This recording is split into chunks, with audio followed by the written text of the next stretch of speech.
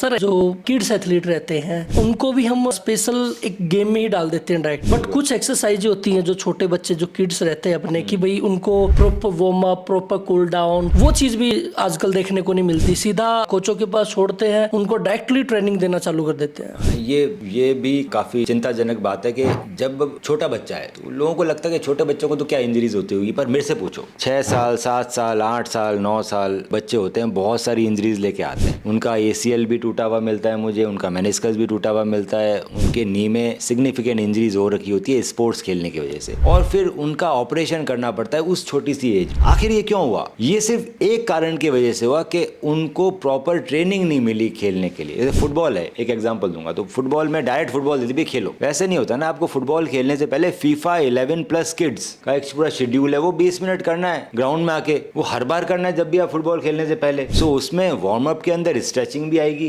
Running भी आएगी और स्ट्रेंथ ट्रेनिंग भी आएगी। सो वार्म अप का मतलब ये नहीं है कि हमने सिर्फ स्ट्रेचिंग कर ली और सिर्फ रनिंग कर ली। जब मैं छोटा था तो हम लोग स्टेडियम जाया करते थे, मुझे याद, मेरे माता पिता हमें जिमनास्ट के लिए स्टेडियम भेजते थे, फुटबॉल खेलने के लिए स्टेडियम भेजते, तो वहाँ के जो कोचेस थे वो हमें भगाते थे कि भागो और फिर खेलने लग जाओ। सो उस समय के हिसाब से मुझे ठीक लगता था कि हाँ भैया वार्म अप हो गया भाग के, पर क्या भाग के वाकई में वार्म अप हो गया? क्या कभी आपने किसी प्रोफेशनल एथलीट को वार्म अप करते हुए देखा है भागते हुए? तो दोस्तों नहीं देखा है। वो प्रॉपर शेड्यूल करते हैं वार्म अप का, जिसमें भागना भी होता है, स्प्रिंट्स भी होती है, स्ट्रेचिंग भी होती है और स्ट्रेंथ ट्रेनिंग भी होती है, स्टेबिलिटी ट्रेनिंग भी होती है। सारा का सारा शेड्यूल 20-30 मिनट में खत्म हो जाता है। हर गेम खेलने से पहले करते हैं और एक्सटेंसिव ट्रेनिंग करते हैं जिम के अंदर, जिम में लगे रहते हैं, बड़ी बड़ी मसल्स कर लेते हैं। वो सब इसलिए करते हैं ताकि लंबी पारी का गेम खेल पाए, वर्ल्ड के टॉप मोस्ट एथलीट बने। सो ये ट्रेनिंग बचपन से ही चालू होती है लोगों की कि आपको सिर्फ भगा के वार्म अप नहीं करना, आपको स्पोर्ट्स के हिसाब से अलग वार्म अप है। वो कौन सा है वो आपको एक प्रोफेशनल कोच ही बता सकता है। तो हर स्पोर्ट्स के हिसाब से अलग वार्म अप है, वो वार्म अप करना है फिर स्पोर्ट्स खेलना, नहीं तो डेफिनेटली सिग्निफिकेंट इंजरी होगी और आप कभी भी आगे ग्रो नहीं कर पाएंगे स्पोर्ट्स के अंदर।